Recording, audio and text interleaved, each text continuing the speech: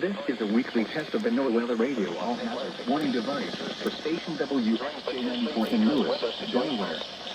During potentially dangerous weather situations, specially built receivers are automatically activated to warn of the impending hazard. Tests of the signal are normally conducted by the National Weather Service in Mount Holly, New Jersey, every Wednesday between 11 and 9 noon. If there is a threat of severe weather during the normal test time, Again? it will be postponed to the next good weather day. Reception of this broadcast, and especially the warning alarm tone, will vary at any given location. This variability, normally more noticeable at greater distances from the transmitter, can occur even though you are using a good quality receiver in perfect working order. The warning alarm tone will be activated in marine areas in your southeast New Jersey, Atlantic, Burlington, East Maine, Cumberland, and Ocean, including the Atlantic coastal waters from Manhattan, Squamish Lake, New Jersey to Cape North, Delaware out 40 nautical miles, and all of Delaware Bay.